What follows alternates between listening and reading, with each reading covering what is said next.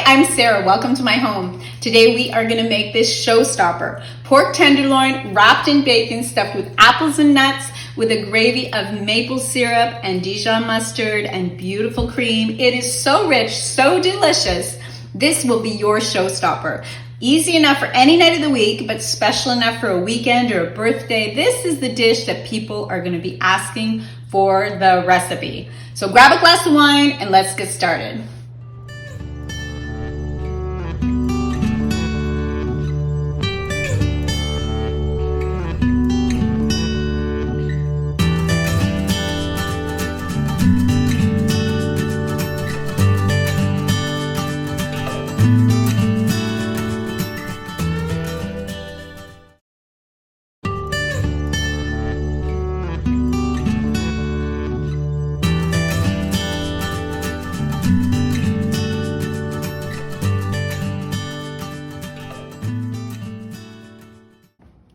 So first thing I want you to do is take your meat out of the fridge, at least half an hour ahead of time, up to 45 minutes, an hour.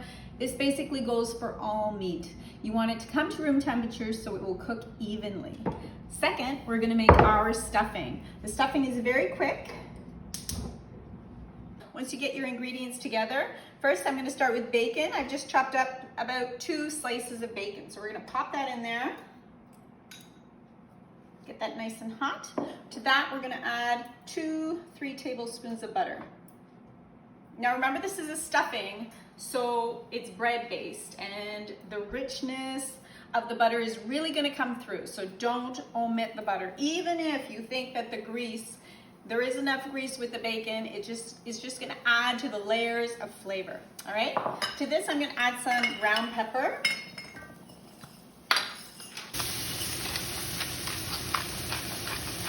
I love peppers, so it's gonna have tons. All right, so we have our bacon and our butter. Grab, perfect. Just give this 2-3 minutes. You want it to crisp up a little bit. Meanwhile, we're gonna add the main white. They call it the white, but it's opposed to the green. Everyone's gardens are so full these days. I don't have leeks. I did have a beautiful garden this year. Thanks to my kids, we all participated and succeeded. We got peppers, potatoes. I couldn't even believe we had potatoes. I was so excited. Anyway, these are one of my favorite. Leeks are so versatile and so full of flavor. Using them instead of onions at this time of year. And they're quite reasonable in price. You could probably get 3 or 4 for $5. So once the bacon is crisp, I'm just gonna add that straight in for a few minutes. We're just gonna soften it up a little bit, okay? And don't take any of that fat out, because that fat is flavor. And everything you wanna eat, you want it to be packed with flavor. All right, so to this, we're gonna add some garlic. I love garlic, so I'm gonna add 2 cloves. But you can add a lot less if you'd like. You could add a half, or you don't have to add it at all. And you don't have to follow this recipe to the T. It's all about what you have in the fridge. Use it up. If you don't have it, don't add it. If you love something, I got a little. If you love something, add more. If you like it sweet, add more syrup. So just a rough chop. The garlic I'm going to put last, just because it burns so easily. And I'm going to add an apple or 2, maybe 3. Let's see what they look like. I'm going to keep the skin on. I'm going to make them in small little squares. So.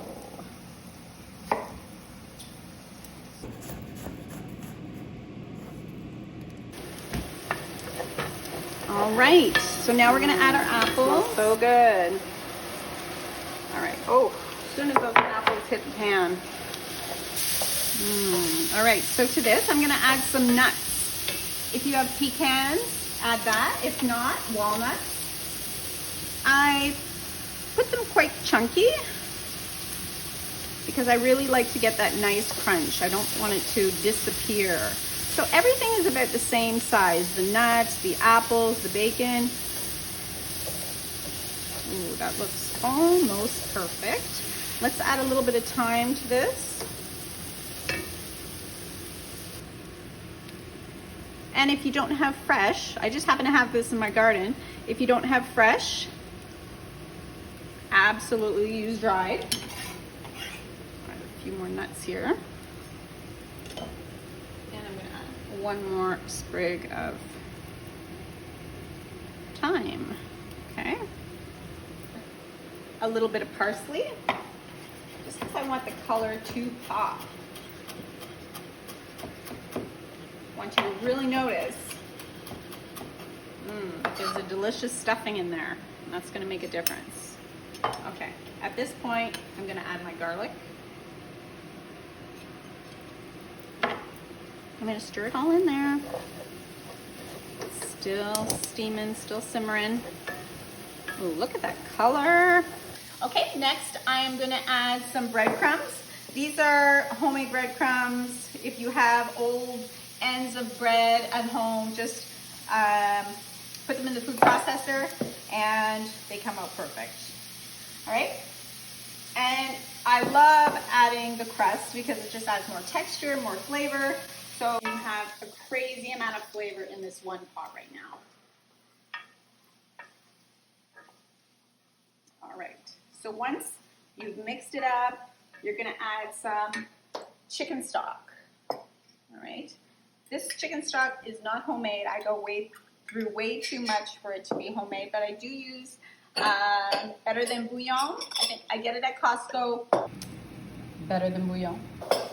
It's organic and it's delicious. I'm not too crazy about the color of it because I find it a little fluorescent, but it's very tasty. It is very tasty, so I give it a go. All right, so your bread is browning. Everything looks great. Now I'm just gonna moisten it. I'm not gonna soak it. So I prefer you do a little at a time. So basically half a cup. Give it a stir. You don't want to feel that crunch. You want it to be moistened, okay? So now I can still feel that all the water has been absorbed. I'm gonna give it a go with about a quarter more, and I think that's perfect. All right, the stuffing is done, and it smells amazing. The only thing we're missing is the maple syrup. So, I have a can here. I'm just gonna drizzle it over. About a quarter of a cup. Mix that in. We have so many maple producers in the area. We're so lucky. We eat maple syrup every day. We put it in our coffee, desserts, and savory stuff. So, ooh, this smells so good. All right, so taste it. See if you need to season it. If you do, you'd probably have to add pepper, but so good. I could eat just this. This would absolutely be delicious with a turkey. You could stuff this in chicken. And I'm gonna add a little pepper. All right, so now we're just gonna let it cool. And as soon as it's cool, we'll fill our meat.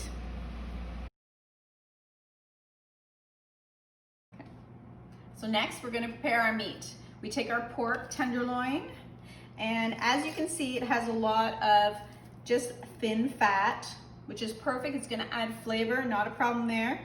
Right here, there's like a little block. It's more bluey color. This part, it won't render, and it's tough. So just put your little sharp knife through and cut upwards. Usually it's found just near the top. So you just cut it off. That's about it. There's not much more to it than that. There you go. All right, so to prepare this, as you can see, there's a small end that we can just tuck under. You want it to be all about the same thickness, okay? So you can either make a straight cut through about 3/4 of the way. Super sharp knife, this is great.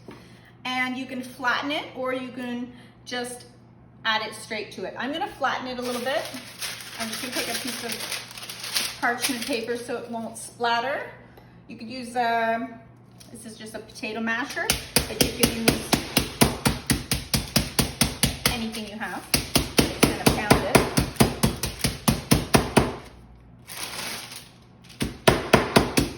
So you basically want it all the same thickness. There you go, that looks beautiful. All right. Okay. So to that, I'm gonna add a little salt and pepper. And I'm gonna stuff it. Now that our stuffing is nice and cool, I'm going to leave the edge a little bit. I do tend to overstuff just because it's so flavorful and it's my favorite part of this meal. But it'll just come out if you put too much. So, all right. This looks good. Kind of pat it down. This looks so great. Okay. So, and then you just start to roll it while you push the meat, the stuffing inside the meat. Turn it around to show you. There you go. All right, as simple as that. Beautiful. Now what you're gonna do, put it over the top, you're gonna add bacon. Okay, it's gonna take about 4 slices. You are going to wrap it up. All right. Oop. A little stuffing got out of there. So you're just gonna go round and round. You can use thicker bacon or thinner bacon. It makes no difference. It's all pretty stretchy, right? Now I learned a little trick from this great chef whom I absolutely adore. He showed me to take a piece of spaghetti and wherever you want to make sure that the meat is going to stay together, or the bacon in this case, you put it in and you just break it off. It'll cook inside the pork and you won't even know it's there. It's crazy. What a great idea. All right.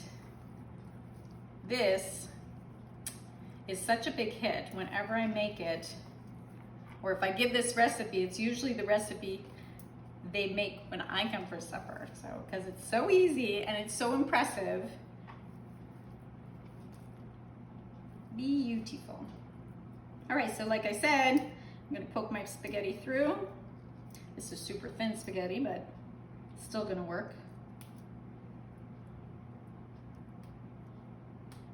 All right. All right, that looks gorgeous. So you're gonna put this into a 500-degree oven for about 15 minutes. So basically, you want it to be golden, like just how you like your bacon. So nice, crispy, gorgeous. So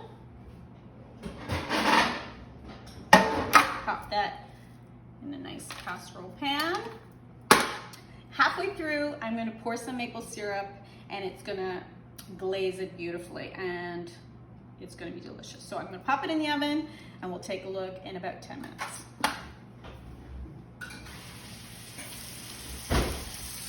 It's about 3/4 of the way done. What I'm gonna do is I'm just gonna pour some maple syrup right on top. Ooh, this is going to be delicious. And any juices, I'm gonna add to my sauce later on. All right, so we're just gonna finish this up 5 more minutes. 5 to 7. Ooh, so hot. All right, golden and delicious. Shut my oven off. You could use a meat thermometer. You want it to be between 145 and 160 degrees internal temperature. Goes up pretty fast. Don't put it all the way to the bottom, just in the middle. Okay, we're at 150. Perfect. All right, even if you overcook it, it's gonna be so tender and delicious because of the stuffing, you won't have any issues. All right, so I'm gonna let it rest about 5-10 minutes. So just cover it. If you want to keep it warm, you could leave it up to half an hour, but just so the juices will like stay in, because once you start cutting, the juices will start escaping. So let's give this a few minutes.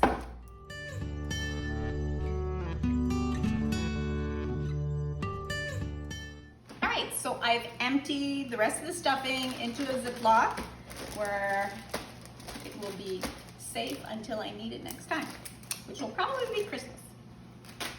All right, so with this pan that has dry bits and crispy deliciousness, I am going to keep this pan, I'm not gonna wash it, and I'm gonna make the sauce right in it. All right, so to that I'm gonna add about 3 or 4 tablespoons of butter. I'm gonna put 3. Get that melting. I am going to add a leek again, the basic white part of the leek. I'm gonna cut it a little bit smaller just because it's for a gravy. I don't want big chunks everywhere. All right, so a thin chop.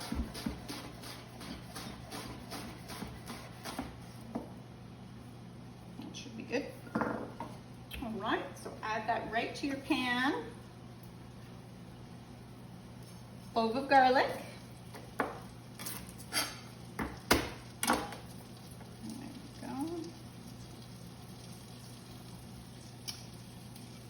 Into my chicken bucket. We have 2 beautiful chickens. Poppy. What the heck's the other one's name? My daughter named them. We got them during COVID, thinking that we're gonna have eggs and we're gonna have a garden and we're gonna be so self-sufficient, but they've just started laying eggs 4 or 5 months later. Anyway, they're cute as can be and we have so much fun with them.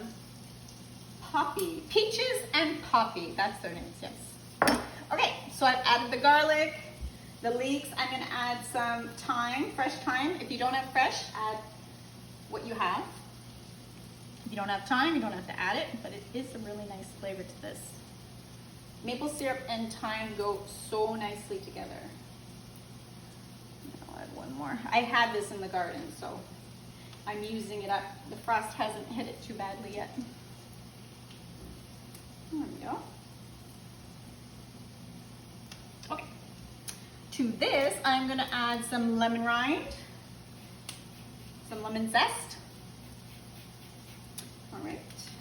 You can add the whole lemon if you wanted to. Just avoid the white part because that's what's bitter. This I've had about 10 years, so I basically think I need a new one. All right. So we're just gonna scrape all those good bits. All right, and we're gonna deglaze with some white wine.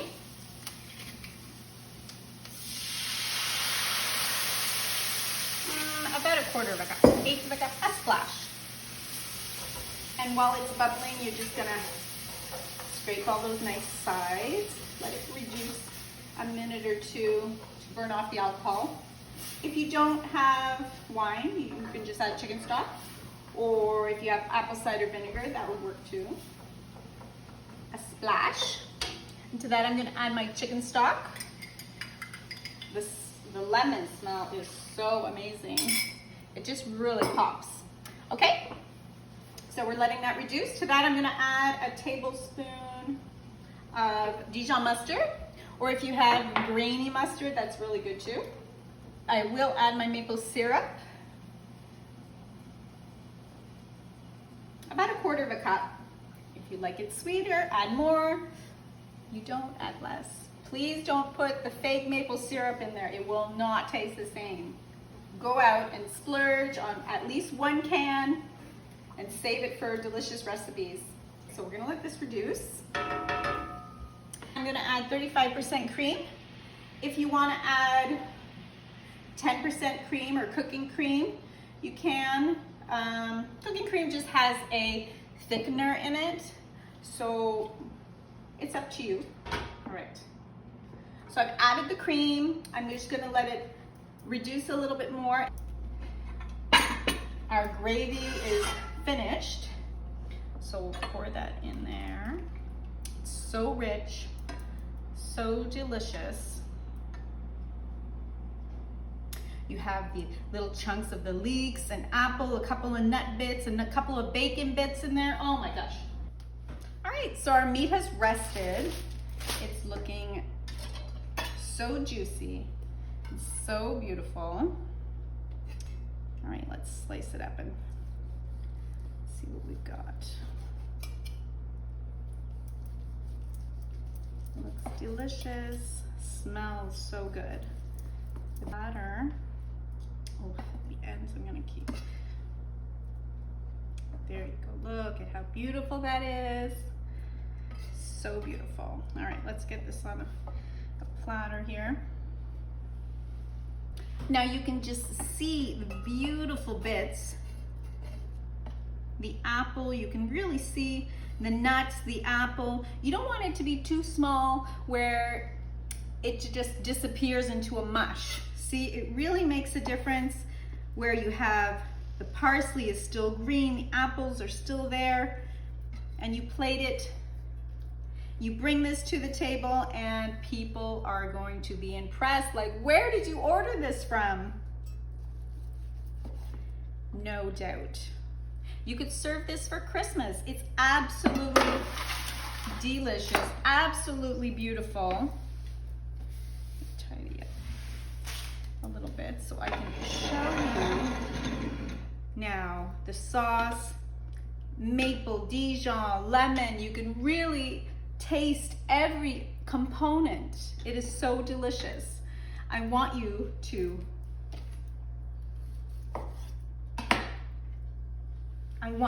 dip right in, sauce it up. Oh my God.